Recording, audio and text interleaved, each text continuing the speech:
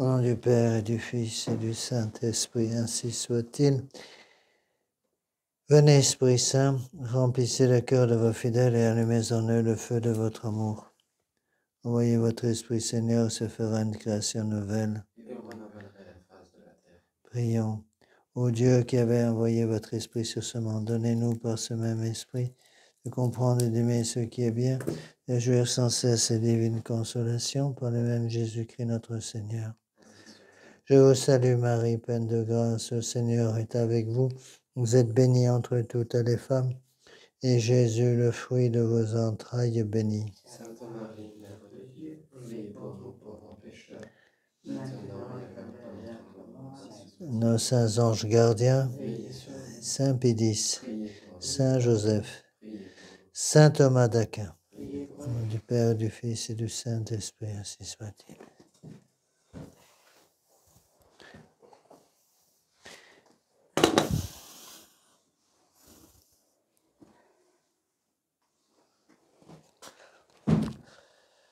Bon, avant que j'oublie, il y aura un cours supplémentaire donc ce samedi, puisque la semaine prochaine j'ai une retraite, donc je n'aurai pas de cours. Donc prochain cours, samedi 2 septembre. Ensuite, après la retraite, on reprendra les cours. Il y aura un autre cours supplémentaire le 23 septembre et le 4 octobre. Donc le prochain cours, samedi. Alors, nous en sommes toujours dans cette encyclique magistrale de Saint Pédis, qui est certainement, je vous l'ai déjà dit, une des plus faciles, mais peut-être une des plus importantes de Saint Pédis. On dit que c'est une encyclique contre le sillon. C'est vrai, notre charge apostolique, 25 août 1910. Mais je pense que c'est aussi une encyclique, en fait, contre la démocratie, l'esprit démocratique. Bon, là, encore une fois, il y a des distinctions qu'il faut bien faire. Ne faites pas dire ce que je n'ai pas dit. L'Église n'a jamais condamné en tant que tel le système démocratique, en tant que tel. Mais l'Église catholique condamne la philosophie de la démocratie. Bon. L'Église condamne le subjectivisme démocratique, c'est-à-dire que on vous raconte des histoires en longueur de journée en essayant de vous faire croire, de nous faire croire que la démocratie, c'est le pouvoir du peuple. C'est absolument pas ça. La démocratie, c'est le pouvoir du nombre. Donc, ça sous-entend que le nombre fait la vérité. Et ça, c'est condamné par l'Église. Bon. Ceci dit, il peut y avoir, je ne suis pas du tout contre l'usage d'une certaine démocratie dans des petites structures, par exemple, un village qui élit le maire du village, un village de une centaine d'habitants, comme ici à Padiès, tout le monde se connaît, vous élisez le maire du village, bon, on est une personne que tout le monde connaît, on vote pour savoir quelle est la personne sur laquelle le plus grand nombre de voix va se reporter pour élire comme maire du village, bon, ça ne me gêne pas. Mais à partir du moment où on fait rentrer dans l'état d'esprit des gens, dans la cervelle des gens, que la vérité n'existe pas en tant que telle et qu'elle dépend du nombre, qu'elle doit en quelque sorte se mettre sous la quantité, sous le nombre, alors là c'est inadmissible, parce que là on tombe en plein subjectivisme. Donc, Saint Pédis a, d'abord, dans les premiers paragraphes qu'on a déjà expliqués ensemble, donc Saint Pédis a mis en place le problème. Donc, je vous rappelle les points essentiels de son introduction qu'on a déjà vu ensemble, les reproches qu'il va faire au sillon, donc fondé par Marc Sanguinet, je répète, en 1898, condamné par pape Saint Pédis en 1910. Au début, c'était le petit sillon qui était encore catholique, puis ça s'est transformé rapidement en grand sillon. Je vous rappelle cette phrase clé, les fondateurs du sillon, jeunes, enthousiastes, pleins de confiance en eux-mêmes, n'étaient pas suffisamment armés de sciences historiques, de saine philosophie, de forte théologie, pour affronter sans péril les difficiles problèmes sociaux vers lesquels ils étaient entraînés par leur activité et leur cœur, et pour se prémunir sur le terrain de la doctrine de l'obéissance contre les infiltrations libérales et protestantes. Cette phrase n'est pas simplement destinée aux jeunes fondateurs du Sillon en 1898, mais elle s'adapte aussi, et ça s'applique aussi parfaitement à nos fidèles, à nous, chacun d'entre nous. Nous aussi, il faut qu'on fasse attention. Je me rappelle quand j'étais dans la fraternité, notamment à Lille, les difficultés que j'avais avec ces jeunes qui ne voulaient pas, justement, qui voulaient se lancer dans l'action, j'ai déjà expliqué tout ça, sans cette fort armement de sciences historiques, de saine philosophie, de forte théologie, c'est-à-dire l'esprit de saint Thomas d'Aquin, la philosophie de la théologie de saint Thomas d'Aquin. Donc j'ai déjà expliqué, ils sont pleins de bonne volonté, mais la bonne volonté ne suffit pas. L'enfer est pavé de bonnes intentions. Ils n'ont pas l'histoire, ils n'ont pas pris suffisamment connaissance des erreurs qu'on retrouve dans l'histoire. Ils n'ont pas la bonne philosophie, ils n'ont pas une forte théologie, et donc ils vont suivre l'activisme et leur cœur, sentimentalisme.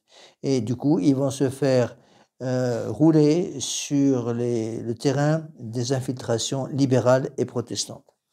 Ensuite, saint Pédis dit, les chefs du Sion se proclament des idéalistes irréductibles. Comme ils se coupent de la vérité objective, ils vont suivre leur cœur. Et donc, ils se font entraîner par leur activité et leur cœur. Donc, il y a une chose qui va entraîner le reste, ce qui va tout entraîner, c'est l'orgueil. L'orgueil entraîne l'activisme et le libéralisme. Bon. Ils en appellent à un évangile, dit saint Pédis, mais interprété à leur manière, et ce qui est plus grave encore, à un Christ défiguré et diminué. Donc, on garde l'homme et on oublie Dieu. Le Sion, emporté, dit saint Pédis, par un amour mal entendu des faibles, a glissé dans l'erreur. Et en fin de cette introduction, c'est cette phrase qui est une des phrases les plus connues de l'encyclique, « Non, vénérable frère, il faut rappeler énergiquement dans ces temps d'anarchie sociale et intellectuelle, où chacun se pose en docteur et législateur, on ne bâtira pas la cité autrement que Dieu ne l'a bâtie. On n'édifiera pas la société si l'Église n'en jette les bases et ne dirige les travaux. Non, la civilisation n'est plus à inventer, ni la cité nouvelle à bâtir dans les nuées. Elle a été, elle est, c'est la civilisation chrétienne, c'est la cité catholique. Il ne s'agit que de l'instaurer, de la restaurer sans cesse, et sur ses fondements naturels et divins, contre les attaques toujours renaissantes de l'utopie malsaine, de la révolte et de l'impiété, omnia instaurare in Christo. Tout restaurer dans le Christ. J'ai expliqué que ça voulait dire tout récapituler dans le Christ, c'est-à-dire tout replacer, que Dieu soit la tête de tout, pas simplement du religieux, mais aussi du temporel, mais aussi de la vie politique. Et cet idéalisme, donc c'est ce qu'il dit, les chefs du Sion se proclament des idéalistes irréductibles. On va retrouver cet idéalisme avec Emmanuel Kant. Et après, on retrouve ce même idéalisme, si vous voulez, dans tous les politiciens actuels. Ils sont non seulement complètement véreux sur le plan moral, personnel, mais ils sont aussi complètement déconnectés du réel. Et étant déconnectés du réel, ils vont tomber dans l'idéalisme. Alors, avec cette phrase magnifique, dans Omnia instaurare in Christo, tout récapitulé dans le Christ, je vous ai expliqué la dernière fois que cela représentait le gouvernement, donc les trois, qu'est-ce qui se rappelle les trois phrases que j'ai expliqué la dernière fois? Magistère, ministère, gouvernement. Le gouvernement, c'est Omnia instaurare in Christo. Puis il y avait aussi le magistère. Magistère, c'est l'enseignement, mais vous vous rappelez la phrase qui était utilisée, que j'avais utilisée de Monseigneur Lefebvre, que ça, c'est magnifique. Il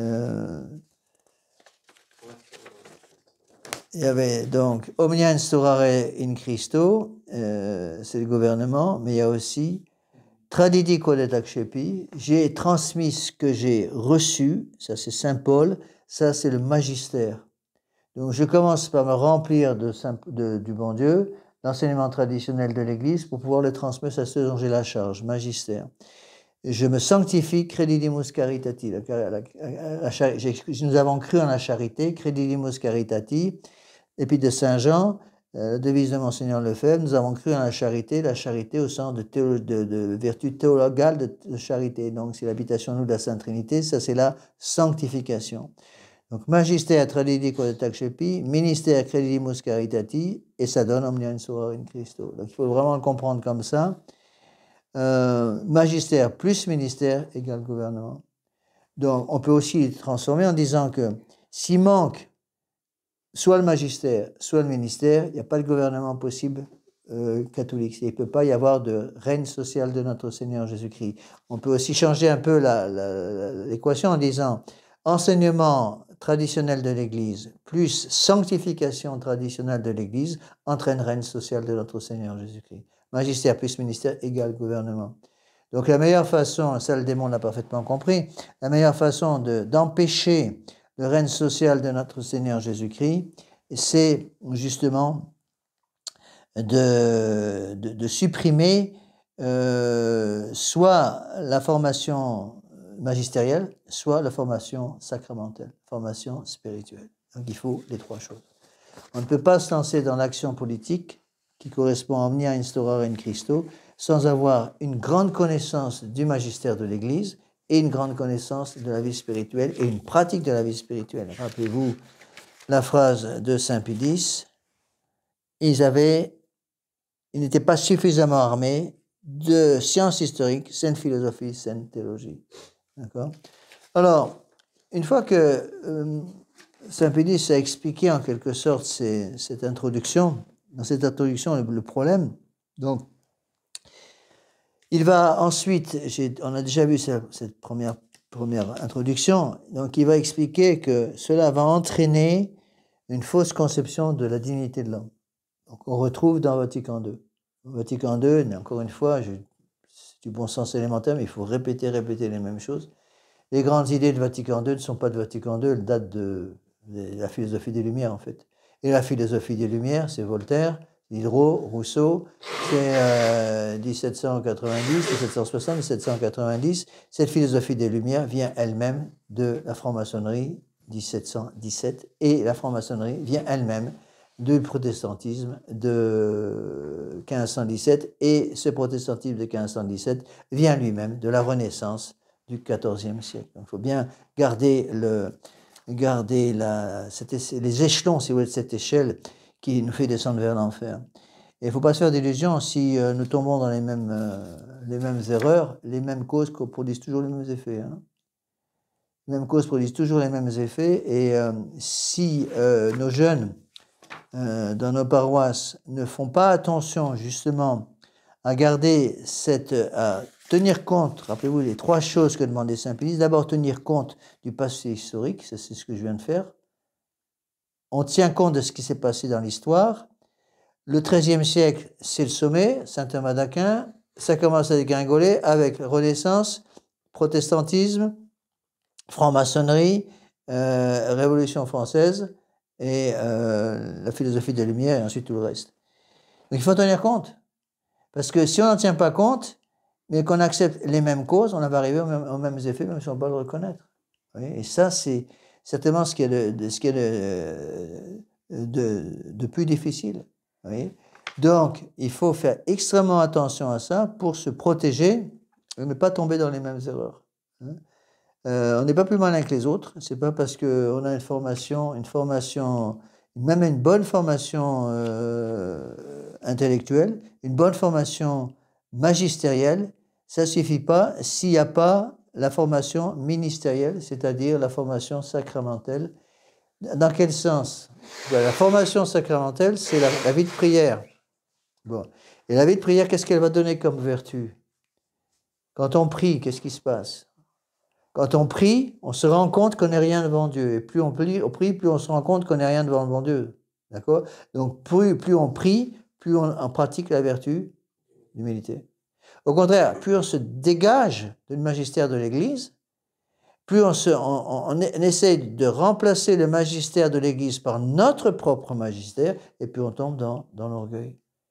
Et on le voit très bien quand on étudie un peu ces philosophes, ces soi-disant théologiens qui ont préparé Vatican II, qui ont amené Vatican II, je pense surtout par exemple à Yves Congar, Schilbeck, à tous ces gens-là qui ont amené Vatican II, on voit très bien comment ils sont d'abord tombés dans l'orgueil, et cet orgueil leur a fait oublier complètement la nécessité d'une forte vie spirituelle. Et donc, plus on connaît le magistère, c'est la conclusion, hein, plus on connaît le magistère, même le vrai magistère, plus on connaît le vrai magistère, plus il faut se protéger d'une tentation d'orgueil. Parce que c'est la tentation.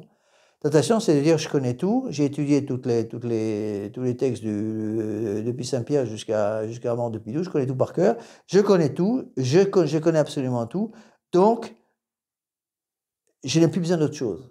Attention, il faut en quelque sorte, système des vases communicants, ça c'est fondamental à comprendre. Plus je monte en intelligence, dans l'usage de mon intelligence pour posséder le magistère traditionnel de l'Église, plus je dois contrebalancer par une vie spirituelle forte. Et le danger, c'est ceux qui ont le magistère sans la vie spirituelle. Ils ont le magistère sans la vie spirituelle, c'est-à-dire le magistère sans l'humilité, que ça va donner? Ça va donner l'orgueil. Donc ils vont se faire pousser par l'orgueil, un peu comme une baudruche qui va s'enfler, monter de plus en plus comme une montgolfière. Et puis, s'il n'y a pas l'humilité, eh bien la montgolfière, si elle n'est pas rattachée au roc de l'humilité par une corde qui tient la montgolfière, elle part et puis on ne peut plus la contrôler. Hein. C'est exactement ce qui s'est passé avec Vatican II. On ne peut pas nier que je pense surtout à Congar, tous ces philosophes, soi-disant théologiens, étaient pleins d'eux-mêmes. Ils étaient intelligents. Hein. On ne peut pas nier le fait, c'est ça le problème. Ils n'étaient pas bêtes du tout. Et ils se sont fait rouler en tombant dans l'orgueil. On voit très bien aussi, c'est un autre philosophe qui était thomiste, s'il vous plaît, qui n'était pas n'importe qui, Maritain. Maritain était un philosophe thomiste, qui a fait des livres excellents. En philosophie au séminaire, nous étudions en première partie de la philosophie, l'histoire de la philosophie et les bases de la philosophie. On prenait le livre de Maritain qui est excellent. Et Maritain, il est tombé dans l'orgueil et il a utilisé après sa philosophie, plus l'orgueil, ça a donné les racines de la liberté religieuse. Sans Maritain, il n'y aurait pas eu la déclaration sur la liberté religieuse. Parce que là, Maritain avait une grosse influence sur Paul VI. Et Paul VI était très ami avec Maritain. C'est cette amitié qui a fait des dégâts énormes. Et on voit très bien surtout chez Congar, chez celui, je pense que c'est le plus visible, on voit très bien cet orgueil. Et comme il n'y a pas l'humilité pour contrebalancer, ben à ce moment-là, l'orgueil enfle. Et c'est l'histoire de la grenouille qui va devenir aussi grosse que le bœuf et s'éclate.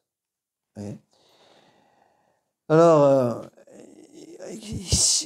puisqu'il n'y a pas d'effet sans cause, deuxième conséquence, on ne peut pas lutter contre les erreurs dont a parlé Saint Pédis, c'est-à-dire les infiltrations libérales et protestantes, sans pratiquer d'abord la vertu d'humilité. Première chose, pratiquer la vertu d'humilité. On le voit très bien chez les pères de l'Église, les pères conciliaires de 1962 à 65 de Vatican II. Quand on prétend, parce que c'est en fait compte ce qu'ils ont fait, quand ils ont prétendu que l'Église ne savait pas prêcher l'Évangile avant Vatican II, parce que c'est ce qu'ils ont dit, hein, quand ils sont coupés de l'enseignement traditionnel théologique de saint Thomas d'Aquin et de la philosophie et de la théologie de saint Thomas d'Aquin, il faut une dose d'orgueil pour faire un truc pareil, absolument ahurissant. Et ce que va faire Saint Pédis, on le verra après plus tard, enfin c'est avant en fait, en 1907 avec l'encyclique Pascendi, on va voir que Saint Pédis, pour couper cet orgueil, va obliger les théologiens à s'asseoir derrière sur le train mené par la locomotive qui est saint Thomas d'Aquin. Philosophie théologique de saint Thomas d'Aquin. Alors, donc, cet orgueil va entraîner, je répète toutes ces choses-là pour que ces choses soient claires dans les esprits, cet orgueil va entraîner une fausse conception de la dignité de l'homme. On coupe l'homme de Dieu. Pourquoi? Parce que, c'est tout simple, c'est que Dieu est remplacé par l'homme.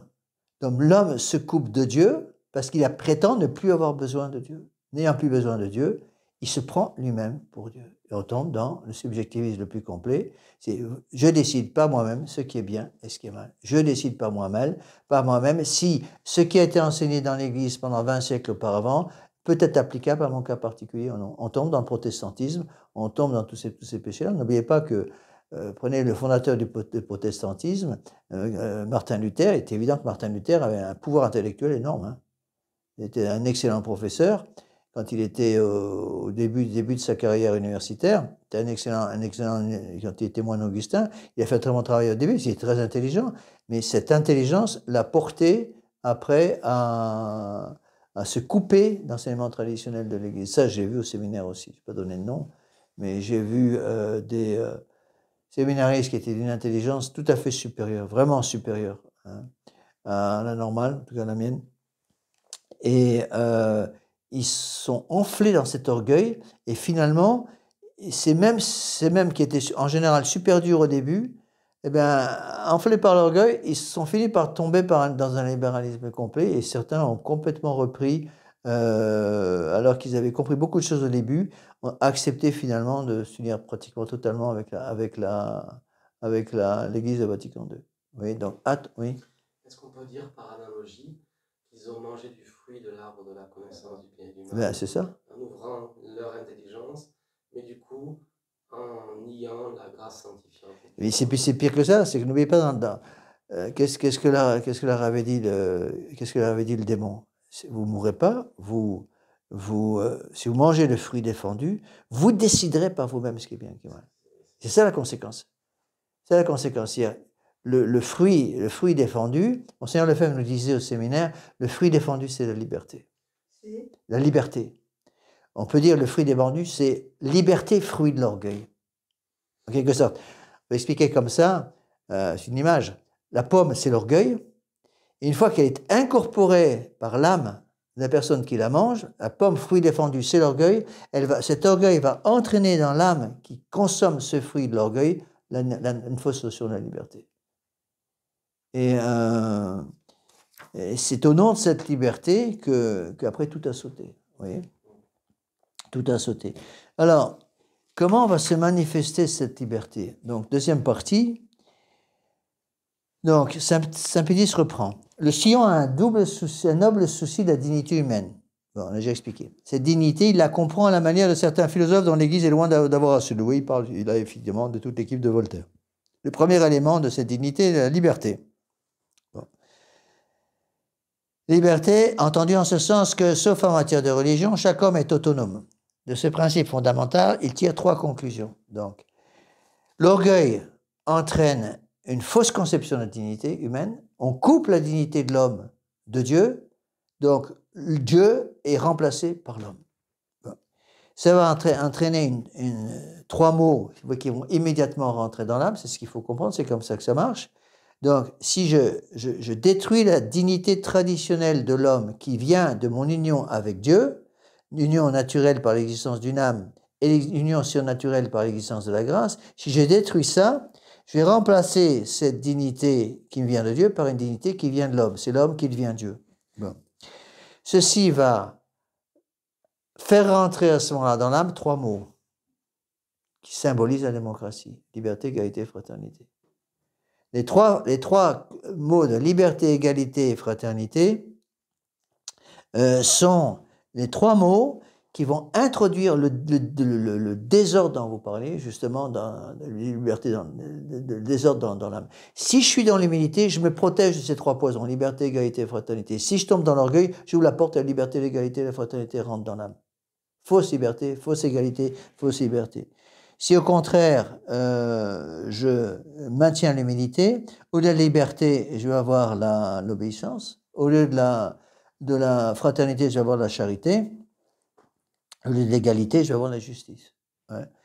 Alors, donc, ce qu'il faut comprendre, c'est que, en soi, je reprends ce que j'ai dit au début du cours, en soi, l'Église n'a pas condamné le système démocratique. Il n'y a pas un texte de l'Église, à ma connaissance, qui interdit à un pays d'avoir comme ligne politique directrice un certain système politique, sauf un système politique condamné par l'Église, à savoir le communisme, par exemple.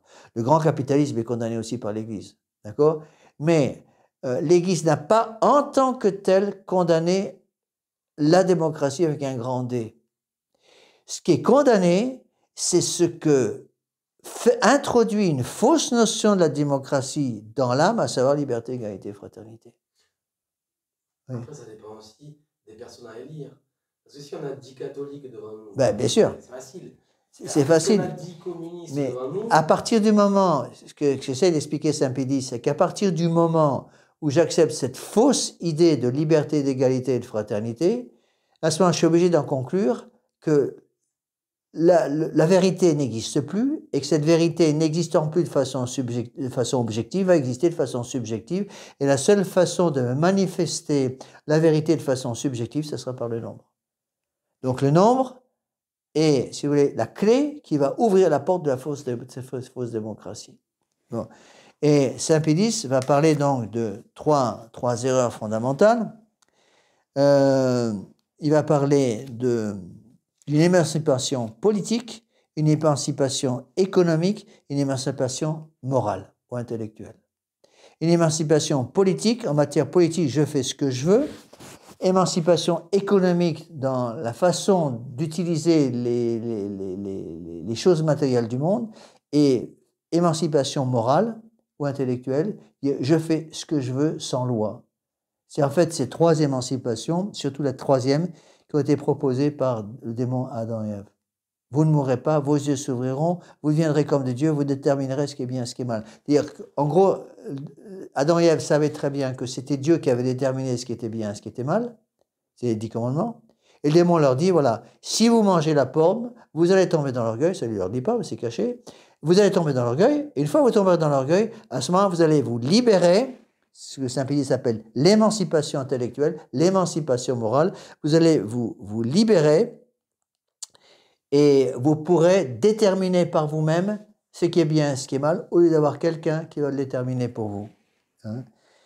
Et donc, voilà ce qu'il dit. Ça, c'est une partie clé de l'encyclique. Donc, le sioniste, le deuxième sioniste, le grand sioniste, veut que l'homme soit autonome. Bon. Donc, Saint-Pédis a donné une petite mise en garde au début. Il dit qu'on ne nous accuse pas, qu'on ne nous accuse pas de juger trop sommairement, avec une rigueur non justifiée, les théories sociales du Sion. Nous voulons en apporter les points essentiels. Donc, premier point, émancipation politique. Bon. Aujourd'hui, le peuple est en tutelle, sous une autorité distincte de lui, il doit s'en affranchir. Donc, le peuple ne doit obéir qu'au peuple. Pas d'autorité au-dessus de soi. Deuxième émancipation, l'émancipation économique. Il est sous la dépendance de patrons qui, détenant ses instruments de travail, l'exploitent, l'oppriment et l'abaissent. Il doit en secouer le joug. Donc c'est l'émancipation économique. Là, on voit toutes les idées de Karl Marx. Hein. Troisième émancipation, l'émancipation intellectuelle ou morale. Il est dominé par une caste appelée dirigeante, à qui son développement intellectuel assure une prépondérance indue dans la direction des affaires. Il doit se soustraire à sa domination. Donc, c'est l'émancipation intellectuelle. Conclusion, le nivellement des conditions à ce triple point d'émancipation politique, d'émancipation économique, d'émancipation intellectuelle établira parmi les hommes l'égalité, et cette égalité est la vraie justice humaine. On voit très bien, si vous voulez, qu'en fait, derrière, c'est la fausse démocratie qui est condamnée. Parce que la fausse démocratie basée sur l'orgueil va entraîner liberté, égalité, fraternité. Vous allez me dire, mais on peut avoir une liberté, une égalité, une fraternité catholique. C'est vrai. Mais à ce moment-là, ce n'est plus la même signification des mots, des termes qui sont utilisés. J'ai déjà dit qu'au lieu de liberté, il faut parler à nos enfants d'obéissance. Un enfant qui a appris à obéir deviendra un adulte capable d'utiliser sa liberté. Au lieu d'égalité, il faut parler de justice. Un enfant qui a appris comme enfant à rendre à chacun ce qui est dû, à commencer par rendre à Dieu ce qui est à Dieu, sera un enfant qui va devenir un adulte qui sera capable d'avoir des responsabilités sociales et politiques, et même économiques, par exemple dans une entreprise, tout en respectant les lois de la justice divine. Et enfin, si un enfant pratique la véritable fraternité, c'est-à-dire la véritable charité, à ce moment-là, il va pouvoir vivre en état de grâce, et vivant en état de grâce, à ce moment-là, il pourra transmettre la grâce sanctifiante aux membres de sa famille. Vous voyez ? Et donc, cette triple émancipation politique, économique et intellectuelle, on va la retrouver dans toutes les conséquences de la Révolution française. La Révolution française, c'est 1789, précède la Révolution américaine 1776, et ça va entraîner le marxisme. Le marxisme, ça a commencé quand? C'est 1848, la première internationale, c'est Karl Marx. 1848, ça entraîne après la révolution de 1917 et tout ce qui a suivi. Eh bien, cette révolution marxiste peut être résumée par ces 3 phrases. Le peuple est en tutelle sous une autorité distincte de lui, doit s'en affranchir. Deuxième point, le peuple est en dépendance des patrons qui, détenant ses instruments de travail, exploitent l'opprimé, la baisse, il doit en secouer le joug. Troisièmement, le peuple est dominé par une caste appelée dirigeante à qui son développement intellectuel assure une prépondérance indue dans la direction des affaires, il doit se soustraire à sa domination. Je ne sais pas si vous pensez quelque chose aujourd'hui, mais ces 3 cris d'orgueil, c'est la sous-culture yoke, pas yoke, woke, ouais pardon, yoke c'est pas tout à fait pareil, woke. La culture du transhumanisme, c'est une destruction de la culture, le woke, je ne sais pas comment on appelle, ça veut dire l'éveil en principe.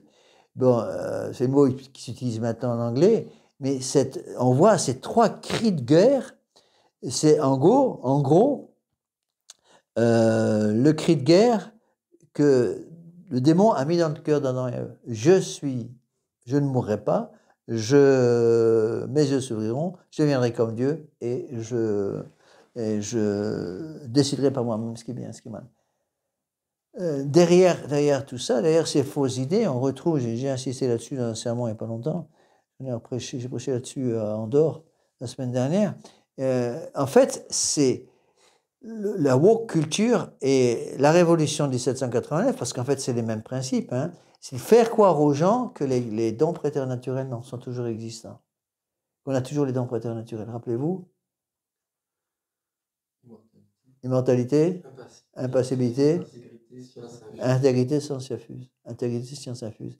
Donc, il faut bien comprendre les conséquences. Donc, Dieu avait donné ces 4 dons à Adam et Ève, et comme je considère que j'ai toujours le don d'immortalité, donc j'ai plus besoin de prier, puisque la vie est éternelle ici-bas sur la terre. Puisque j'ai le don d'impassibilité, j'ai plus besoin de souffrir, j'ai besoin de faire pénitence. D'accord? Puisque j'ai le don de science infuse, j'ai plus besoin de travailler, j'ai plus besoin d'étudier surtout. Et puisque j'ai le don c'est quoi? D'intégrité. Non, ça, puisque j'ai le don d'intégrité, il y a un ordre constant dans mon âme, donc je peux me lancer dans la liberté de conscience. On voit très bien comment, justement, c'est la destruction de la vie spirituelle, la destruction de la vie pénitentielle, la destruction de la vie d'étude et l'introduction de la liberté de conscience vont détruire complètement les racines même de l'intelligence illuminée par la foi. Et donc, non seulement la fausse démocratie de liberté, égalité et fraternité vont détruire les fondements de la foi, mais si vous voulez, ça va même aller beaucoup plus loin, ça va détruire l'usage normal de notre intelligence. Il y a une question qui va se poser tout de suite. Question qui fâche, mais je la pose quand même. Est-il possible d'être démocrate avec ces idées de démocratie telles qu'elles ont été condamnées par Saint Pie et en même temps d'être catholique? La réponse est non. Absolument impossible. Sauf s'il y a 10 catholiques qui se présentent. Ouais, c'est un cas. Vous pouvez aussi faire une élection au ciel pendant que vous y êtes. Bon, c'est ça qu'il faut impérativement arriver à comprendre. Vous voyez, on est tombé dans le système. Donc il y a 2 erreurs qu'on a commises. Première erreur, je viens d'expliquer. On se croit encore protégé par les dons préternaturels. Deuxième erreur, vous vous rappelez la deuxième erreur? On refuse de considérer qu'on a toujours les blessures du péché originel.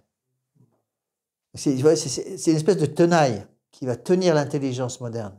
D'abord, je suis toujours impassible, je ne souffre pas, je suis toujours immortel, je suis toujours intègre, je suis toujours la science infuse, je sais tout, pas besoin de prier, pas besoin d'étudier, pas besoin de faire pénitence, j'ai la liberté complète. Deuxième tenaille, les blessures du péché originel, l'ignorance, la faiblesse, la malice et la concupiscence. Et avec ces 2 tenailles, vous pouvez expliquer toute la révolution. Il y a des textes extraordinaires de Jean Vaquier sur le sujet. Les 2 tenailles, justement. Une petite tenaille, une grande tenaille, si vous voulez, qui nous permettent vont nous mettre dans une attitude dominée tellement par l'orgueil. Le problème, c'est qu'une fois que je suis tombé dans cette attitude dominée par l'orgueil, on ne peut plus s'en sortir. Parce que pour pouvoir se sortir de ces fausses idées intellectuelles, pour se sortir de ces fausses idées immorales, qu'est-ce qu'il faut? Il faut l'humilité. Regardez par exemple ce qui se passe avec la woke culture actuellement, les aberrations auxquelles ils finissent par arriver. Enfin, il n'y a pas besoin d'être catholique pour voir quand même que dire à un gamin de 5-6 ans qui peut choisir de devenir un petit garçon, une petite fille, qu'il est libre, il n'y a pas besoin d'être catholique pour savoir que c'est une ânerie de première. Bon. Pourquoi les gens ne voient même plus ça? Réponse, l'orgueil. L'orgueil qui coupe tout. Et au contraire, l'humilité va enlever tous ces miasmes, si vous voulez, pour nous faire rentrer dans l'amitié de notre Seigneur Jésus-Christ. Oui. Alors, une fois qu'on a compris ça, la conséquence est très grave, parce qu'il est donc impossible d'avoir une démocratie catholique. Une démocratie catholique en tant que telle, si je prends le mot démocratie comme le pouvoir du nombre. Si je prends le mot démocratie comme pouvoir du nombre, est-il possible d'avoir une démocratie catholique? Non, parce que les deux termes sont absolument opposés. On ne peut pas prétendre que le nombre donne le vrai et en même temps se dire catholique. Parce que le nombre change tout le temps et le nombre risque de nous amener sur des positions qui ne sont plus catholiques, justement. Vous voyez? Alors, on ne peut pas être démocrate catholique. Et c'est ça l'erreur. En matière politique, on le voit très bien, surtout en France, et pas simplement en France, on le voit aussi très bien en Allemagne, on le voit en Autriche, on le voit dans tous ces pays où il y a une espèce de démocrate, ils appellent ça la démocratie chrétienne. Les partis de démocrates chrétiens, il y en a en Autriche, il y en a en Allemagne, il y en a un peu en France, un peu, mais encore même, il n'y a plus beaucoup de partis qui se disent démocrates chrétiens en France. Démocrate, oui, chrétien, non.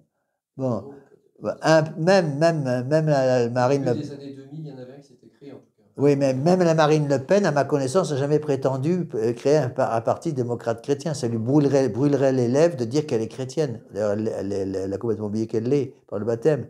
Donc, c'est ça qu'il faut mettre dans l'esprit des gens. Et j'ai remarqué, quand on sort cette phrase, je pose la question, est-il possible d'avoir une démocratie catholique si la démocratie, je dis bien, si la démocratie est comprise comme un système politique qui prétend que la vérité nous est indiquée par le nombre? La réponse est non. S'il y a la liberté de penser, la liberté de conscience, la démocratie ne peut pas être. Oui, alors c'est là où on retrouve Vatican II. C'est que tout Vatican II est basé sur une erreur philosophique énorme, qui est la liberté de conscience condamnée par le pape Pie IX en 1864, avec Contacourt, on a déjà vu tout ça. Donc, Vatican II, en fait, Monseigneur Lefebvre nous l'expliquait ainsi au séminaire, il a raison, il disait, Vatican II, c'est quoi? C'est l'introduction de l'esprit démocratique de la Révolution dans l'Église. L'Église devient démocrate. Si l'Église devient démocrate, ça veut dire que je vais prendre comme ligne de conduite l'absence objective de vérité, et la vérité m'est indiquée par le nombre. C'est ce qui se passe avec Vatican III qui se prépare, avec le synode 2023, ou 2024, je ne sais pas, peut-être 2023, ou 24 l'année prochaine. On sent très bien que c'est ça qui les guide maintenant. Il n'y a plus de vérité objective, donc le nom fait la vérité. Il faut faire voter tout le monde. Il faut faire participer 50% de femmes. Voilà, donc il faut faire participer les enfants, il faut participer les laïcs, faire participer les prêtres et les clercs et les non-clercs, parce que c'est le nom qui va nous donner la vérité. L'idée même que la vérité existe de façon indépendamment du nombre, n'existe plus dans les âmes. Et quand vous étudiez, c'est très intéressant aussi d'étudier comment ces fausses idées sont introduites aussi dans tous les lycées en 1968. Ça, c'est une chose que j'ai bien connue parce que ça, c'est ma génération. Moi, en 68, j'avais 15 ans. Bon, la Révolution de 68, j'étais dans un des lycées en France, à Jacques-Amiot, à Auxerre, qui était un des premiers lycées à se mettre en grève en 1968. Bon. Et j'ai vu que j'étais gamin, j'étais adolescent, j'avais 15 ans à l'époque. Et j'ai vu très bien comment ils ont travaillé, justement, et comment ils ont réussi à mettre une pagaille monstre en France avec ces fausses idées de liberté, d'égalité, fraternité, c'est-à-dire la vérité n'existe plus, donc c'est le nom qui fait la vérité. Donc, toute personne qui se présente devant vous et qui cherche à vous imposer une vérité par une autorité supérieure à celle de l'homme, est immédiatement envoyé à la poubelle. D'où la formule favorite de tous les étudiants en 1968, il est interdit d'interdire. C'était marqué sur tous les murs des lycées. Il est interdit d'interdire. Vous voyez? Et moi, ça m'avait frappé parce que on avait beaucoup de mal à travailler au lycée où j'étais, le lycée d'État pourtant. On avait beaucoup de mal à travailler, et ceux qui faisaient la révolution, qui avaient lancé la roue de la révolution, au moment où ça commençait à chauffer de partout, à tout brûler dans les villes, eux, à ce moment-là, ils quittaient les cortèges, ils allaient se mettre dans leur chambre et travailler pour préparer leur bac. Et ce qui fait que les seuls qui ont eu le bac à peu de choses près à cette époque-là, moi j'étais pas encore au niveau du bac, les seuls qui ont eu leur bac à ce moment-là, c'était les révolutionnaires qui s'étaient sortis du système juste avant pour avoir le bac, et tous les imbéciles qui étaient allés crier les slogans préparés par d'autres dans les rues d'Auxerre, dans les rues des grandes villes, ont tous raté leur bac. Vous voyez. Et j'ai retrouvé ça en fac après. J'étais en fac de médecine à Timone, à l'hôpital Nord à Marseille. En fait, c'était pareil. Il y avait ces groupes qui décidaient qu'il fallait mettre la révolution dans la fac de médecine. Et là, pour être sûr de mettre la révolution, ils interdisaient d'entrer dans les amphithéâtres. On ne pouvait même plus rentrer dans les amphithéâtres parce que les portes étaient gardées par des étudiants d'extrême gauche qui imposaient leur façon de conception, leur conception de voir les choses pour nous empêcher de rentrer dans les amphithéâtres.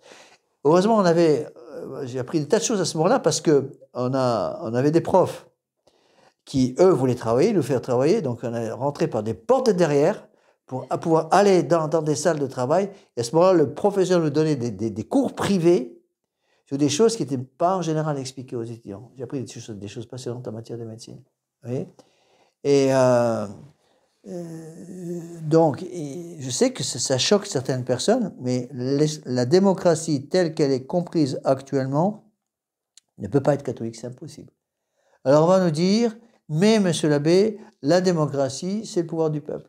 C'est faux. La démocratie n'est pas le pouvoir du peuple. La démocratie, c'est le pouvoir du nombre. Et c'est pour ça que, à partir du moment où vous mettez votre doigt dans le système démocratique, par exemple par le suffrage universel, c'est l'introduction de cette fausse démocratie libérale qui consiste à dire la vérité n'existe pas, mais la vérité vient du nombre, eh bien, vous mettez le doigt dans la bouche du démon. Et alors, il faut faire attention parce que les conséquences sont énormes. J'en ai déjà parlé un peu la dernière fois. J'ai remarqué que c'est des choses que nos fidèles ont parfois du mal à comprendre, que j'étais à la fraternité, mais je ne pourrais même pas dire ce que je suis en train de vous expliquer là, je ne pourrais même pas l'expliquer dans la fraternité, parce qu'il y aurait déjà eu 10 coups de téléphone au supérieur général, au supérieur de district en France pour demander mon départ de la chapelle où je prêchais. Hein. C'est comme ça. Ça, c'est absolument fondamental à comprendre. Vous voyez que l'esprit démocratique est incompatible avec l'esprit catholique. Alors, ils s'en sortent en essayant de nous faire croire que la démocratie, c'est le pouvoir du peuple. Le pouvoir du peuple, ça ne veut absolument rien dire. Vous voyez. Et d'où, à mon avis, le devoir d'État des catholiques de s'éloigner du système, pas mettre le doigt dans le système. Parce que si vous mettez le doigt dans le système, vous mettez le doigt dans un système électoral qui va vous obliger à rentrer dans une machine qui va vous écrabouiller vous-même. On voit très bien que la révolution de 1789, qu'est-ce qui pousse à la roue au début? C'est Robespierre. Robespierre va pousser la roue de la révolution qui avance et qui va finir par écraser qui? Robespierre lui-même. Donc Robespierre pousse à la révolution, fait décapiter par la guillotine je ne sais pas combien de dizaines de milliers de catholiques, et puis finalement la guillotine va finir par lui retomber dessus et lui-même va se retrouver décapité. C'est le même truc avec Marat, c'est le même truc avec la plupart des révolutionnaires qui se font happer par la roue de la révolution et qui se font écraser par la révolution qu'ils ont même provoquée. Bon. Et c'est pour ça que Marx appelait ce système la révolution permanente. Et n'oubliez pas, ça c'est très intéressant, j'ai pas trop le temps maintenant parce que là ça me sort un peu du sujet, de comprendre que tout le système, si vous voulez, le système révolutionnaire, c'est le système basé sur la démocratie entrant droit du peuple à disposer de lui-même. Bon. Le pouvoir du peuple de suivre le nombre. Bon. pouvoir du peuple de suivre de suivre le nombre. Et on voit très bien comment cette fausse idée va se retrouver avec le marxisme. Le marxisme, c'est quoi? C'est l'introduction de l'orgueil qui enlève l'humilité catholique, et l'orgueil va faire que le marxiste va perdre la vertu d'humilité. Et on voit très bien dans le marxisme, qui suit les mêmes principes, que le carburant du marxisme, c'est quoi? La haine. La haine entre les classes. J'en ai un peu parlé déjà, je crois, au début du cours. La haine entre les classes. Vous supprimez la haine dans le marxisme, et puis le marxisme. Donc il fallait une haine entre les différentes strates horizontales des différentes classes sociales.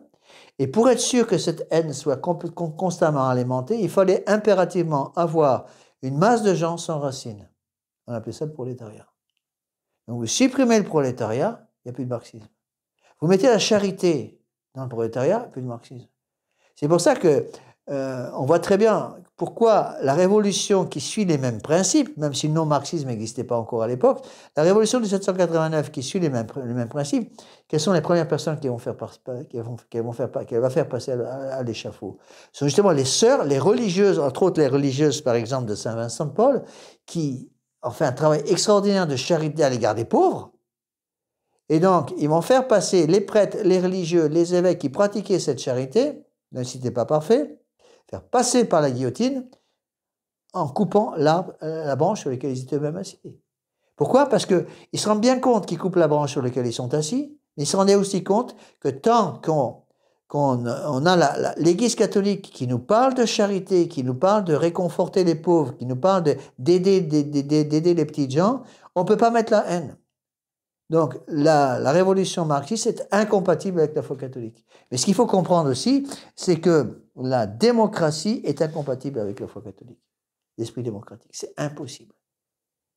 Et donc, le système démocratique, on peut aller beaucoup plus loin que ça, parce que le système démocratique, il est basé sur quoi? Il est basé sur le suffrage universel. Suffrage universel. Et le suffrage universel, ça a commencé déjà autour des années 1850-1870, hein. Le suffrage universel a été commencé à ce moment-là, et qui a envoyé les catholiques commencer à voter massivement? Les prêtres, imprégnés d'esprit libéral, dans l'esprit de Lamennais. Donc Lamennais qui est en quelque sorte le prédécesseur, on peut dire, Lamennais, l'équipe de l'avenir de Lamennais, était le prédécesseur dans ses idées, des idées qui vont donner le sillon.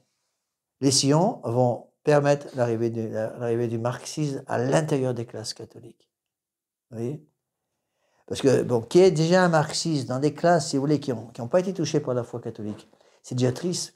Mais quand ces mêmes idées rentrent dans un système politique qui était imprégné de christianisme, alors là, ça donne des catastrophes. C'est pour ça que la révolution américaine est passée comme couteau dans le beurre en 1776, parce que c'était une révolution protestante.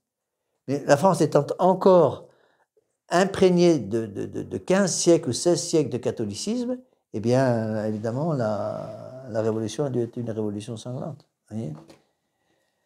Une organisation politique, dit Saint Pie X, donc je reprends ce qu'il a dit là, donc il parle de troisième émancipation, c'est capitale, hein, c'est là le cœur de l'encyclique. Troisième émancipation demandée par le sillon, émancipation politique, plus d'autorité au-dessus de moi, émancipation économique, plus de patron au-dessus de moi, émancipation intellectuelle et morale, plus de personne pour me dire ce que je dois faire, surtout pas d'église. Bon. Et cela va entraîner, on retrouve la même chose avec, encore une fois, la culture ou la sous-culture ou l'absence de culture woke, contre quoi ils se battent le plus? Le paternalisme. Le paternalisme, c'est quoi? Le principe d'autorité. Le féminisme, qui est une partie intégrante du woke, la culture woke, culture de l'éveil, le plus grand ennemi du féminisme, c'est le paternalisme. Une autorité qui donne des ordres et qui maintient la famille dans le bon chemin. Donc le nivellement, dit Saint Pie X, des conditions à ce triple point de vue établira parmi les hommes l'égalité, cette égalité et la vraie justice humaine d'après ces gens-là. Donc, Le mot émancipation, c'est intéressant de voir que le pape Saint-Pédis utilise le mot émancipation, politique, économique, intellectuelle et morale. Cette émancipation, en fait, on peut donner un autre synonyme, autonomie. Je suis indépendant en toute chose, indépendant de toute autorité, autorité divine, bien sûr, autorité humaine et autorité divine qui se manifeste par une autorité humaine. Donc autorité divine, puis de Dieu, autorité divine qui se manifeste par l'autorité humaine, puis de pape, puis d'église, et autorité humaine détruite aussi, il n'y a plus rien qui reste. D'accord ? Alors, néanmoins, dit Saint Pédis, après il va développer ces 3 points. Néanmoins, dit-il, la liberté et l'égalité n'en constituent que le côté, c'est-à-dire négatif.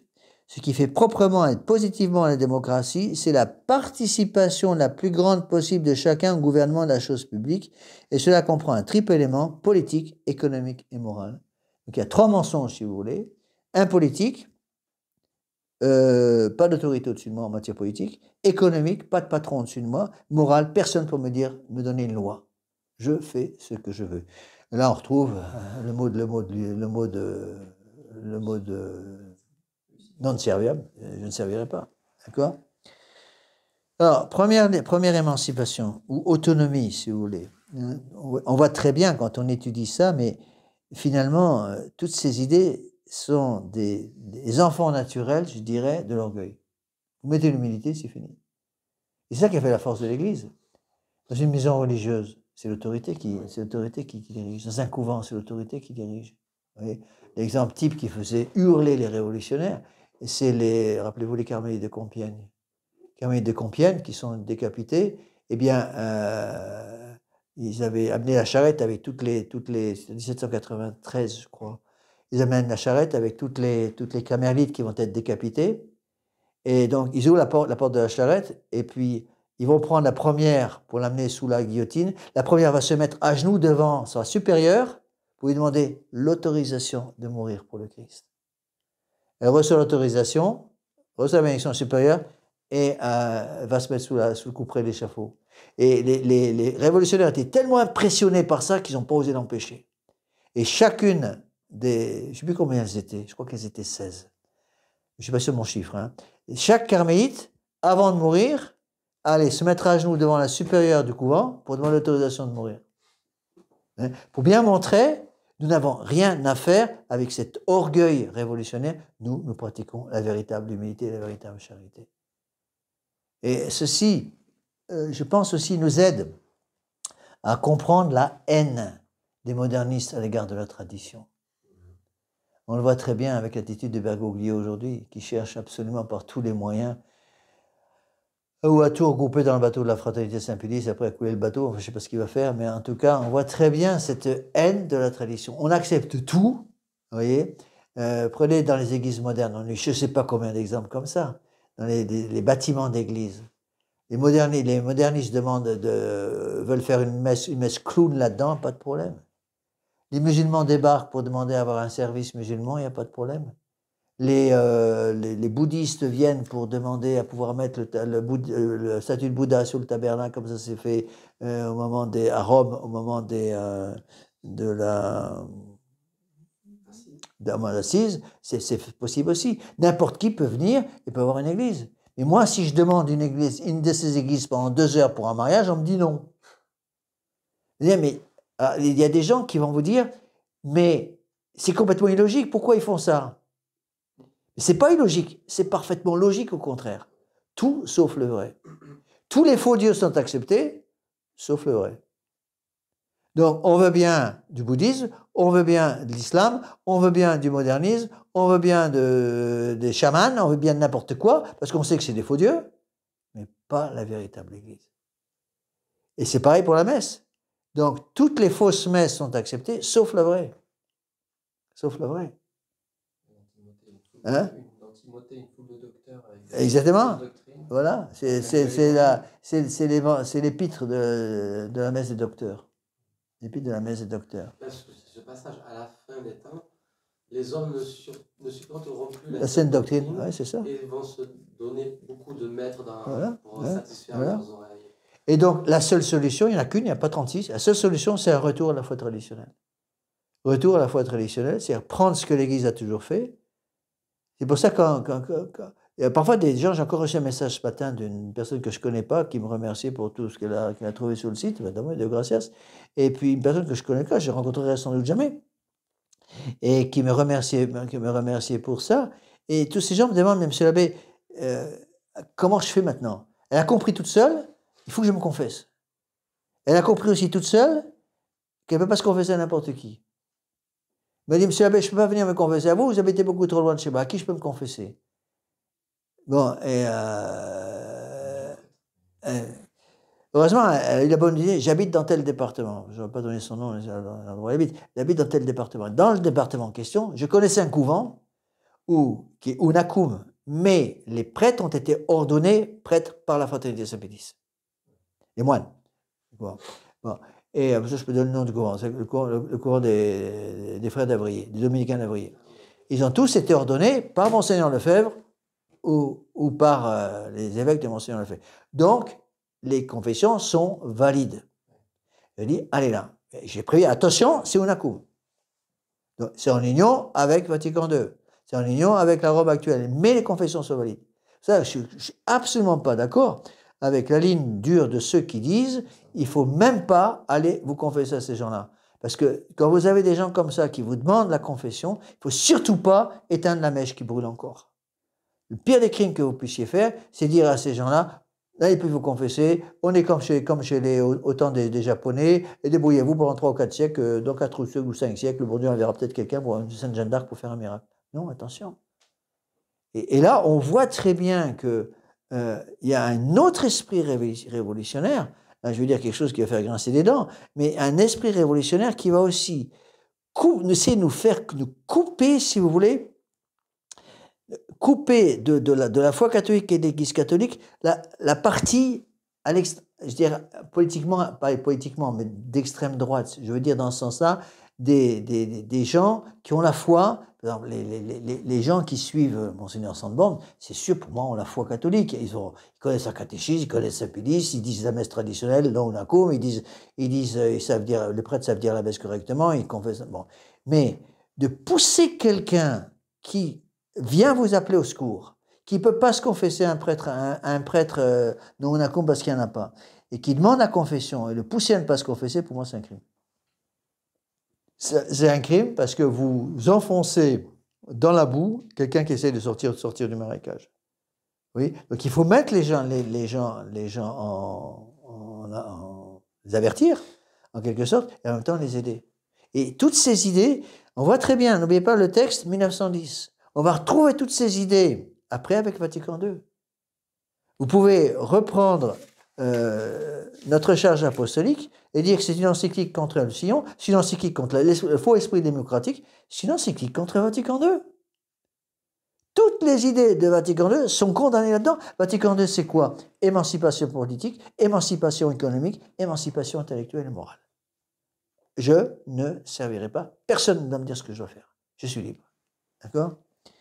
Alors, on va commencer un peu maintenant. Après, une fois qu'il a... Donc, je vais relire le cœur de l'encyclique. Le premier élément de cette dignité est la liberté, entendue en ce sens par les sionistes que, sauf en matière de religion, chaque homme est autonome. De ce principe fondamental, le sioniste tire les conclusions suivantes. Aujourd'hui, le peuple est en tutelle sous une autorité distincte de lui, doit s'en affranchir, émancipation politique. Premier point. Deuxième point, il est sous la dépendance des patrons qui, détenant ses instruments de travail, l'exploitent, l'oppriment et l'abaissent. Il doit secouer leurs joues, émancipation économique. Troisième point, il est dominé enfin par une caste appelée dirigeante, à qui son développement intellectuel assure une prépondérance indue dans la direction des affaires. Il doit se soustraire à sa domination, émancipation intellectuelle ou morale. Le nivellement des conditions à ce triple point de vue établira parmi les hommes l'égalité, et cette égalité est la vraie justice humaine. Alors, réponse à une objection qu'on va tout de suite nous faire.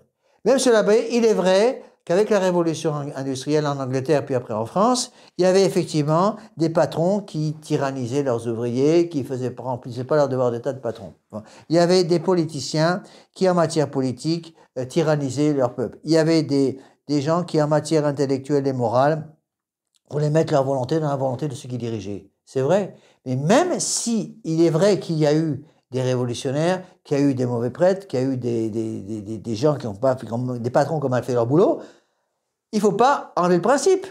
Si on coupe la branche sur laquelle on est assis, imaginez une entreprise dans laquelle il n'y a plus de patron, il n'y a plus que des ouvriers. Comment que ça marche? Bon, imaginez un système politique dans lequel il n'y a plus personne pour diriger. Ça ne peut pas marcher. Imaginez un système moral dans lequel chacun peut faire ce qu'il veut à longueur de journée. Et ça, c'est Vatican II. Quand Vatican II condamne la liberté, quand le Vatican II demande la liberté de conscience, c'est cette émancipation morale qui est demandée. Vatican II demande l'émancipation économique et demande l'émancipation politique. C'est absolument évident, on le voit très bien avec Bergoglio. Regardez tout le travail qu'il a fait en Argentine et tout le travail qui a été fait par tous ses devanciers depuis la mort du pape Pie XII pour mettre en pouvoir politique, politiquement parlant, dans tous les pays du monde, des gens qui acceptaient les principes du libéralisme. Et Franco, qui est mort en 1975, il disait en Espagne, Paul VI m'a frappé à coups de couteau dans le dos parce que pour détruire Franco, qui voulait absolument maintenir un esprit catholique en Espagne, qu'est-ce qu'a fait Paul VI? Il a fait exprès de nommer des évêques complètement marxistes. Complètement marxistes. Pourquoi? Il y a toute une histoire derrière qui est intéressante à connaître. C'est que Paul VI avait un frère de sang, qui est mort pendant la guerre 36, la guerre contre le communisme en Espagne. Il est mort dans la bataille. Et donc, Paul VI a gardé une haine farouche contre Franco. Et pour se venger, il a fait exprès de nommer des évêques complètement communistes. C'était la même chose dans tous les pays d'Amérique latine. Rappelez-vous, par exemple, comment, c'est Jean-Paul II, je crois que c'est Jean-Paul II qui l'a fait, comment il s'est débarrassé de Pinochet. Pinochet au Chili, qui était un chef d'État qui n'était pas un saint, mais un chef d'État qui avait sauvé le pays du communisme. Attention, ce n'était pas n'importe quoi. Bon, il fallait se débarrasser de Pinochet. Donc, qu'est-ce qu'a fait Jean-Paul II? Il a visité tous les pays d'Amérique latine, sauf le Chili. Il y a des sermons sur le libéralisme, évidemment, la liberté de conscience dans tous les pays dans lesquels il est allé prêcher, sauf le Chili. Il a fait exprès de parler au Chili. Les Chiliens, qui sont très catholiques, étaient profondément vexés. Pourquoi le pape va dans tous les pays d'Amérique latine, sauf chez nous? Il a attendu quelques mois, et à ce moment, il y a eu les élections pour élire le nouveau chef d'État. Et Pinochet devait être élu. Et à ce moment-là, Jean-Paul II est venu au Chili, il est allé à Santiago, et dans la cathédrale de Santiago, il a fait un sermon contre Pinochet. Et là? Il a fait un sermon contre Pinochet. Pinochet perd l'élection. Vous voyez, on voit très bien, au lieu d'utiliser leur influence énorme, il faut voir l'influence papale dans les pays d'Amérique latine, c'est ahurissant, même trop presque. Cette influence est considérable, et bien ils ont utilisé cette influence pour détruire complètement les racines du catholicisme. Et on voit très bien que c'est ce qui est fait aussi avec Vatican II. Vatican II, c'est ça. Donc Vatican II enseigne l'émancipation politique, économique et morale. Surtout, la troisième, le pape va le dire, l'élément capital, l'élément moral, c'est l'élément moral. Donc c'est l'élément sur lequel il va le plus insister. Alors on va d'abord voir les deux premières. D'abord en politique, première émancipation, l'émancipation politique, je vous rappelle ce qu'il veut dire. Le peuple est en tutelle sous une autorité distincte de lui, doit s'en affranchir. Donc plus de supérieur politique. D'abord en politique, le sillon n'abolit pas l'autorité. Il l'estime au contraire nécessaire, mais il veut la partager. Ou pour mieux dire, la multiplier de telle façon que chaque citoyen deviendra une sorte de roi. On n'est pas contre le roi, mais chacun est roi. L'autorité, il est vrai, émane de Dieu, mais elle réside primordialement dans le peuple et s'en dégage par voie d'élection. Ou mieux encore de sélection, sans pour cela quitter le peuple et devenir indépendante de lui. Elle est extérieure, mais en apparence seulement. En réalité, elle sera intérieure, parce que ce sera une autorité consentie. Ça veut dire quoi? Ça veut dire que, avec cette émancipation politique, le peuple devient roi. Le peuple donne à quelqu'un une autorité, mais peut l'enlever quand il veut. Donc je nomme un roi, mais c'est moi, le peuple, qui vais décider combien de temps ce roi va rester sur le trône. Quand le roi commence à dire des choses qui ne me plaisent pas, hop, j'enlève son autorité. Et là, c'est très intéressant de faire la comparaison entre ce système et toute l'histoire magnifique du duc de Chambord, du comte de Chambord.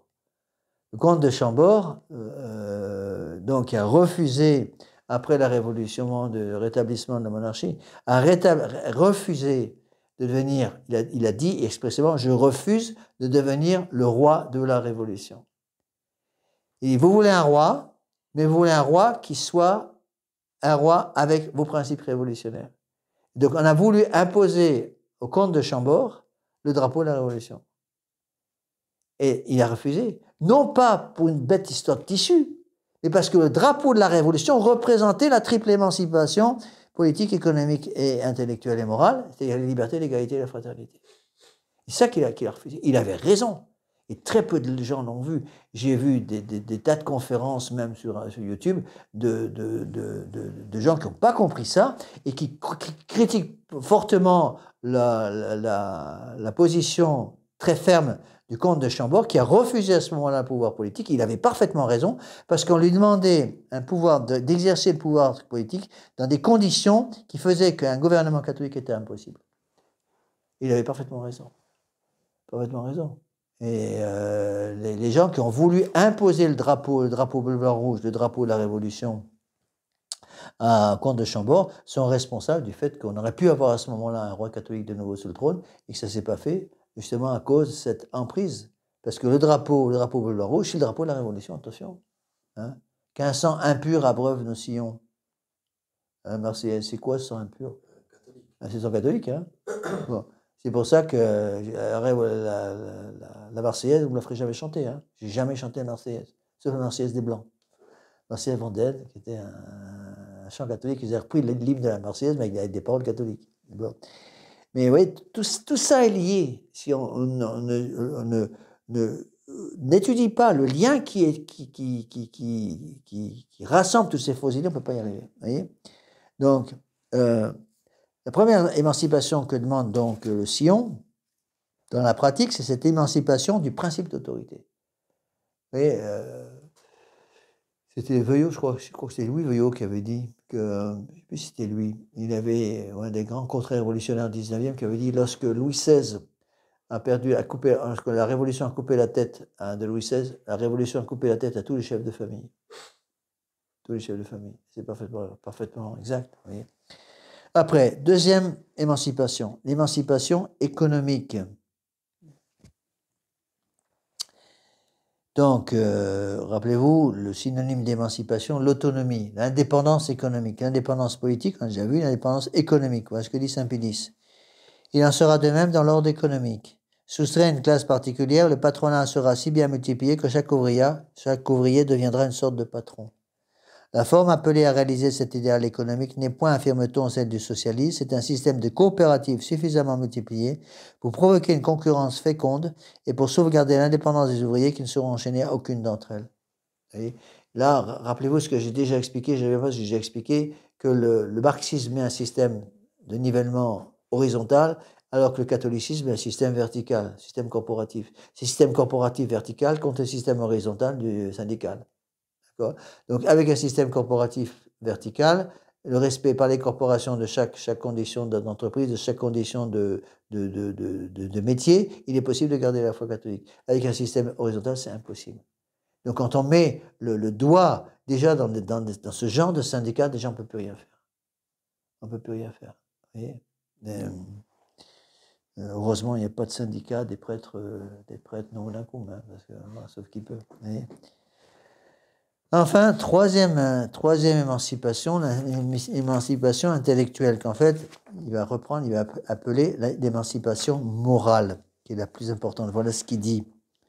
Voici maintenant, dit-il, dit Saint Pie, l'élément capital, l'élément moral. Donc, l'émancipation, l'autonomie intellectuelle et morale. Comme l'autorité, on l'a vu, est très réduite, il faut une autre force pour la suppléer, pour opposer une réaction permanente à l'égoïsme individuel. Ce nouveau principe, cette force, c'est l'amour de l'intérêt professionnel et de l'intérêt public, c'est-à-dire de la fin même de la profession et de la société. Imaginez une société où dans l'âme de chacun, avec l'amour inné du bien individuel et du bien familial, régnerait l'amour du bien professionnel et du bien public, où dans la conscience d'un chacun, ces amours se subordonneraient de telle façon que le bien supérieur prima toujours le bien inférieur. Cette société-là ne pourrait-elle pas, à peu près, se passer d'autorité et n'offrirait-elle pas l'idéal de la dignité humaine, chaque citoyen ayant une âme de roi, chaque ouvrier une âme de patron?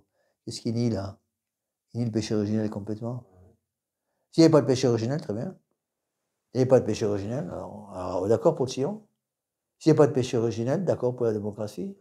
Mais il y a péché originel. Et ensuite, Saint-Pédis explique. Arracher à l'étroitesse de ses intérêts privés et élever jusqu'aux intérêts de sa profession, et plus haut jusqu'à ceux de la nation entière, et plus haut encore jusqu'à ceux de l'humanité, car l'horizon du sillon ne s'arrête pas aux frontières de la patrie, il s'étend à tous les hommes jusqu'aux confins du monde. Le cœur humain, élargi par l'amour du bien commun, embrasserait tous les camarades de la même profession, tous les compatriotes, tous les hommes. Et voilà, conclusion de Saint-Pédis, et voilà la grandeur et la noblesse humaine, idéal réalisé par la célèbre trilogie liberté, égalité, fraternité. Donc il montre très bien que cette triple émancipation, émancipation politique, émancipation économique, émancipation intellectuelle et morale, mène droit à l'esprit démocratique. C'est-à-dire chacun, la vérité n'existe plus, chacun fait sa vérité parce que chaque homme est devenu son propre Dieu, son propre roi. Vous voyez? Et si vous avez compris ça, vous avez compris beaucoup de choses. Donc là, pour expliquer, on peut aussi prendre des choses que j'ai expliquées dans d'autres conférences. En fait, la révolution, si vous voulez, pour progresser, elle va être poussée par des causes. Ça s'appelle les 4 causes. Ça, c'est saint Thomas et c'est pris d'Aristote, en fait. Donc, il y a la cause finale, la cause matérielle, la cause formelle et la cause efficiente. Bon. La cause finale, c'est le but. Bon. Pourquoi? Où est-ce que je veux aller? Après, il y a la cause efficiente. La cause efficiente, c'est qui pousse la roue. Bon. Après, il y a la cause matérielle. C'est quel genre de matériel le révolutionnaire travaille pour pousser la roue de la révolution. Et enfin, la cause formelle, c'est-à-dire quelle est la forme extérieure de la révolution, l'empreinte révolutionnaire. Bon. Alors, saint Thomas, en général, les vrais philosophes, ceux qui suivent la philosophie traditionnelle, expliquent avec la statue. Vous prenez un bout de bois, vous leur faites une statue de la Sainte Vierge. Bon, quelle est la cause finale de la statue? La cause finale, c'est faire une statue de la Sainte Vierge parce que, voilà, on va avoir une belle statue de la Sainte Vierge. C'est la cause finale, le but. Cause efficiente. Qui fait la statue? C'est le sculpteur. Bon. Quelle est la cause matérielle? C'est le bois ou la pierre, le matériel utilisé pour faire la statue. Et quelle est la cause formelle? C'est la forme extérieure donnée pour transformer un bloc de pierre ou un bloc de bois en une statue. Bon. Alors, c'est la même chose avec la Révolution. Bon. Et vous allez voir, quand on explique comme ça, c'est exactement ce que vient de dire Saint-Pédis. Donc, quel est le but de la première question sur la Révolution? Pour comprendre la Révolution, n'oubliez pas la définition donnée par Monseigneur Gaume. Non, la définition de Monseigneur Gaume, la Révolution est l'ordre, attendez, dans lequel l'homme n'est pas reconnu comme roi et Dieu tout ensemble.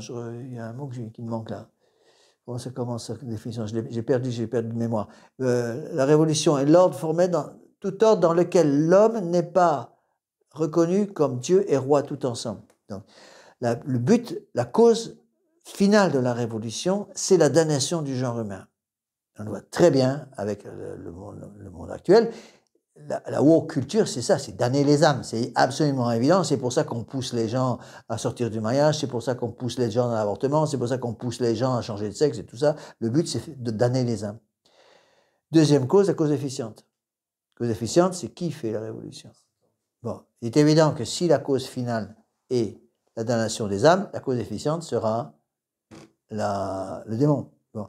Le problème, c'est qu'il y a deux causes efficientes. Il y a une cause efficiente principale, le démon, et une cause efficiente instrumentale, tous les gens utilisés par le démon. Ça peut être les woke, les gens de la woke culture, ça peut être François, ça peut être les évêques modernes, ça peut être les chefs de famille qui vivent par leur boulot, ça peut être les mauvais prêtres, ça peut être tout ce que vous voulez. Bon. Ça, je crois que j'ai déjà expliqué tout ça, me semble, au début, mais ça, il faut revenir, vous allez voir, c'est exactement l'esprit de Saint-Pédis. Bon, alors pour ces deux premiers points, ça passe encore à peu près, les gens comprennent ça. Après, troisième question, la cause matérielle. Bon, avec quelle matière le démon va-t-il travailler? Le démon, c'est la cause efficiente. Quel genre de matière est utilisée par le démon pour obtenir sa révolution? Non. Non. il va utiliser comme matière, ce que dit saint Pie, l'orgueil, l'ignorance et l'amour des nouveautés. Rappelez-vous les 3 points. L'orgueil, l'ignorance, l'amour des nouveautés. Et dernière question, la plus importante, la forme. Comment il va prendre justement ces faux principes et les mettre en forme pour faire la révolution, ce qu'on appelle la cause formelle. Et c'est là, la cause formelle, c'est l'idéal démocratique, liberté, égalité, fraternité. Et j'ai remarqué, nos fidèles en fraternité, c'était impossible d'expliquer ces choses-là parce qu'ils acceptaient à la rigueur le premier et deuxième point. Oui, d'accord, c'est vrai que la cause finale de la révolution, c'est la damnation. La cause efficiente, c'est le démon. Je suis d'accord. La cause formelle, la cause matérielle, oui, bon, vous dites l'orgueil, oui, je veux bien, l'ignorance, l'amour des nouveautés, ça passait. Ils se bloquaient net sur la 4e cause. Dès que je disais, la 4e cause de la révolution, c'est la cause formelle, qui est la plus importante, c'est l'esprit démocratique, liberté, égalité, fraternité. Ah non, pas question. Parce qu'ils se rendaient très bien compte que s'ils disaient oui, ça les obligerait à changer complètement d'action, entre autres d'arrêter de voter aux élections. Vous voyez. Et alors, ces idées sont très belles. On les retrouve dans l'abbé Barbier.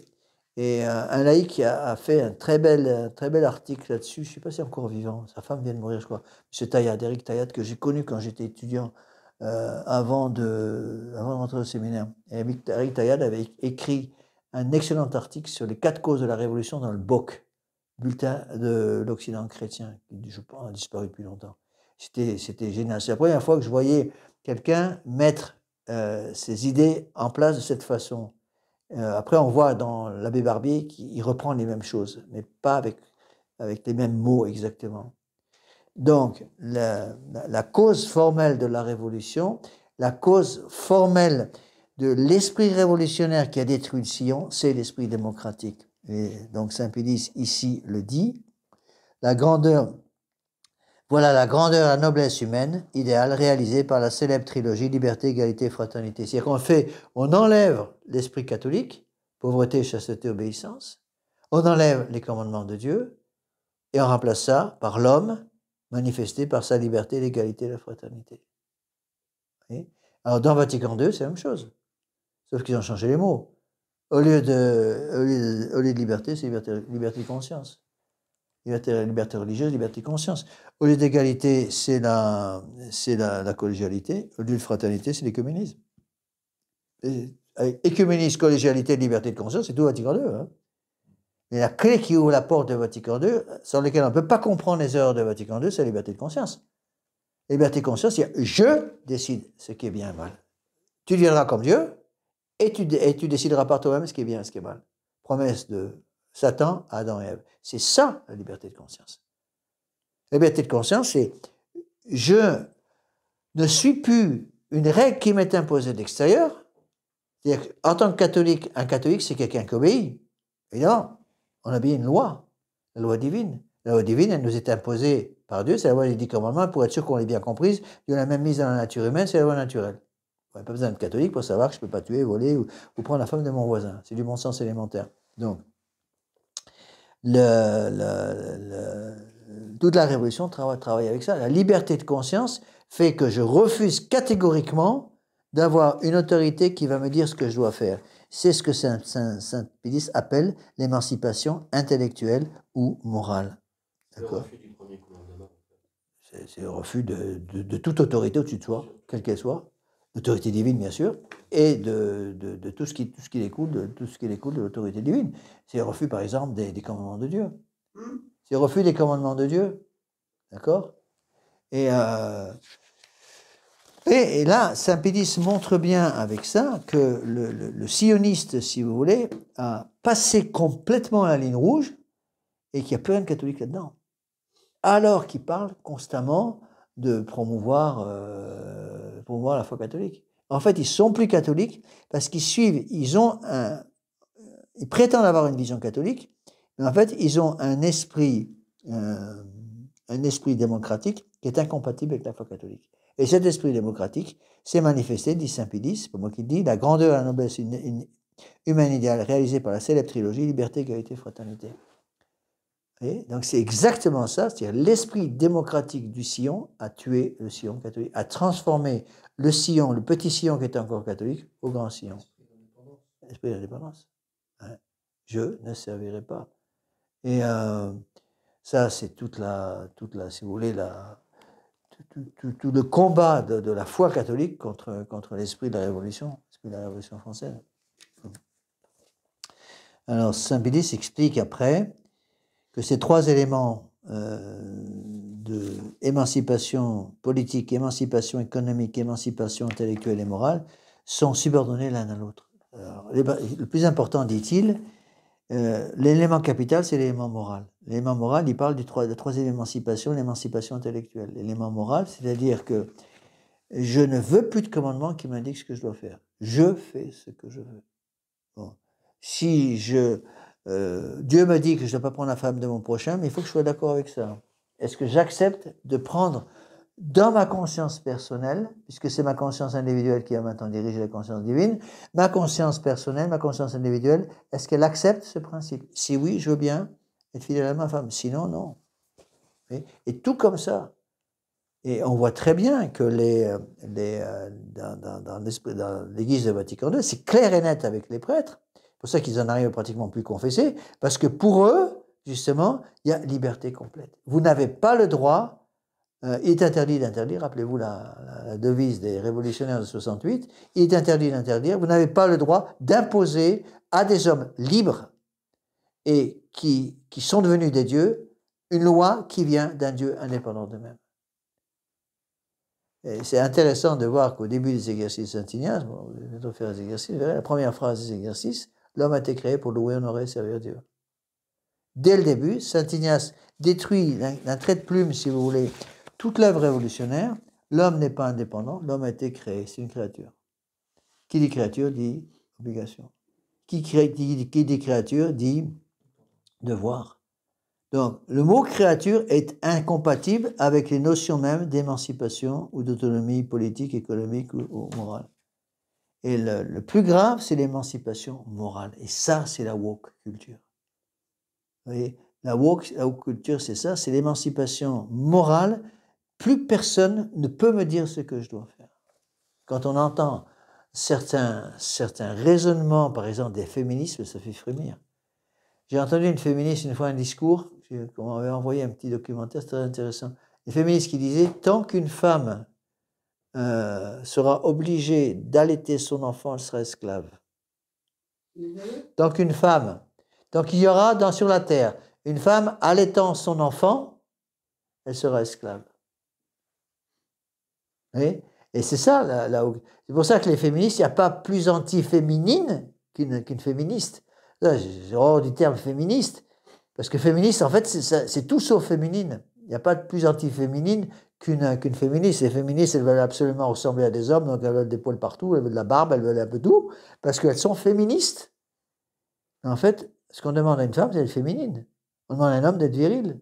Le bon Dieu a voulu que les hommes aient une virilité, et le bon Dieu a voulu que les femmes aient une féminité. C'est comme ça qu'il a créé l'homme et la femme différents. Bon. Et c'est ça qu'ils veulent détruire complètement dans la woke culture, dans le transhumanisme, en prétendant que l'homme, en général, peut décider par lui-même. C'est lui qui va décider s'il est homme ou femme. Vous voyez? Et c'est récemment, vous avez dit que pour lutter contre l'esprit d'indépendance, il fallait 3 amours. L'amour de la papauté, l'amour de la messe et l'amour de la Sainte Vierge. La Sainte Vierge, oui, c'est ça. Ça, c'est Monseigneur Lefebvre, ça. C'est Monseigneur Lefebvre? Ah, ouais. Il disait, quand il était en Afrique, il prêchait très souvent là-dessus. 3 amours. Ouais. Bon, vous voyez, il le dit d'ailleurs, de ces 3 éléments politiques, économiques et moraux ils sont subordonnés l'un à l'autre, et l'élément moral, c'est le principal. En effet, nulle démocratie politique n'est viable si elle n'a des points d'attache profonds dans la démocratie économique. À leur tour, ni l'une ni l'autre ne sont possibles si elles ne s'enracinent pas dans un état d'esprit où la conscience se trouve investie de responsabilités d'énergie morale proportionnée. Et c'est très fort ce qu'il dit. Ça veut dire quoi? Ça veut dire, vous voulez une émancipation morale, il faut commencer par une émancipation économique. Mais l'émancipation économique n'est pas possible sans l'émancipation politique. Donc d'abord, on coupe la tête de tous les rois, ça c'est 1789. Après l'émancipation économique, ça sera la révolution de 1917. Et après l'émancipation intellectuelle et morale, c'est Vatican II. On voit comment Vatican II est le fruit naturel des deux premières révolutions, 1789 et 1917. Et 1989, émancipation politique, plus droit. 1917, émancipation économique, prolétariat. Émancipation morale, Vatican II. La plus grave des trois, c'est la troisième. C'est la troisième. Parce que émancipation morale, ça veut dire quoi? Plus de conscience. Maintenant, on a l'émancipation naturelle. Voilà. En plus. Donc, on se coupe de la nature. Émancipation, plus de conscience. C'est-à-dire, plus je refuse d'avoir dans ma nature humaine une conscience qui me dise ce que je dois faire. Ça, c'est la woke culture. La conscience élémentaire me dit que je suis un petit garçon, vu le physique que j'ai, que ma petite sœur est une petite fille, vu le physique qu'elle a. Mais ma conscience, je n'en veux plus, je la détruis parce que je ne veux plus que plus aucune autorité au ciel et sur la terre me rappelle la réalité des choses. Donc, pour être un bon wokiste, je ne sais pas comment on dit, un bon membre de la sous-culture, de l'absence de culture woke, qu'est-ce qu'il faut? Il faut d'abord être quelqu'un complètement déconnecté du réel. C'est moi très bien, c'est ce qu'ils font. Ils déconnectent les gens du réel, après ils leur font faire n'importe quoi. N'importe quoi. Alors, ils vont envoyer un article à pleurer d'un maître d'école au Canada, je crois que c'était au Canada, qui s'est fait engueuler, attraper par ses autorités au-dessus de lui, parce qu'il y en avait un enfant dans une classe qui se prenait pour un chat. Bon, et donc le chat, il miaulait toute la journée. Alors le professeur a refusé évidemment d'avoir un chat dans sa classe, et pas rentrer dans la combat, c'est du bon sens élémentaire pour interdire à cet enfant non, il interdire de miauler en classe. Oui, c'est ça. Eh bien, la direction de l'école a suspendu le professeur et a maintenu l'élève. Donc, si demain vous avez un élève qui se prend pour un morse, c'est l'exemple que donne dans le film Qu'est-ce qu'une femme, l'exemple qu'il donne. Donc, si votre fils se prend pour un morse, il faut respecter ça. Si votre fils se prend pour un morse, un phoque, il faut respecter ça. Et c'est comme ça. Parce qu'une fois qu'on a perdu le contact avec le réel, il y a tout qui s'écoule. Tout qui s'écoule. Je vais finir ce paragraphe-là. Bon, supposez cet état d'esprit ainsi fait de responsabilité, conscience et de force morale. La démocratie économique s'en dégagera naturellement par traduction en acte de cette conscience et de ces énergies. De même, et par la même voie du régime corporatif sortira la démocratie politique. La démocratie politique et économique, celle-ci portant l'autre, se trouveront fixées dans la conscience même du peuple par des assises inébranlables. Ça veut dire que si je commence par accepter l'autonomie, l'indépendance politique, que je rajoute à cette indépendance politique une indépendance économique ou une autonomie économique, que je le veuille ou non, je serai obligé d'en arriver à une émancipation morale, une émancipation intellectuelle. J'ai le droit de penser comme je veux, j'ai le droit d'agir comme je veux, j'ai le droit de suivre toutes mes pulsions. Et on tombe dans le freudisme, on tombe dans la psychanalyse. La psychanalyse, c'était ça. C'est pour ça que la psychanalyse est absolument incompatible avec la foi catholique. Parce que la psychanalyse, c'est quoi? C'est laisser mes pulsions libres. Plus de frein pour bloquer mes passions. Chaque passion est libre de s'exercer comme elle le veut. Alors qu'au contraire, la foi catholique nous enseigne à mortifier nos passions. Hein. Donc je vous lis la conclusion, parce que c'est la conclusion, la première partie qui suit l'introduction. Telle est en résumé, mes frères, la théorie, on pourrait dire le rêve du sillon. Et c'est à cela que tend son enseignement et ce qu'il appelle l'éducation démocratique du peuple. C'est-à-dire à porter à son maximum la conscience et la responsabilité civique de chacun, d'où découlera la démocratie économique et politique et le règne de la justice, de l'égalité et de la fraternité. Donc ce rapide exposé, vénérable frère, vous montre déjà clairement combien nous avions raison de dire que le sillon oppose doctrine à doctrine, qu'il bâtit sa cité sur une théorie contraire à la vérité catholique et qu'il fausse ces notions essentielles et fondamentales qui règlent les rapports sociaux dans toute société humaine.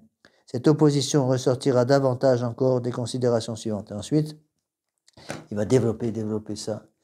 Et donc, ça, c'est absolument... On est combien aujourd'hui? 30, non? Vous voyez? Et c'est là où on voit le caractère très moderne de cette encyclique, c'est incroyable. C'est ce qui me frappe le plus.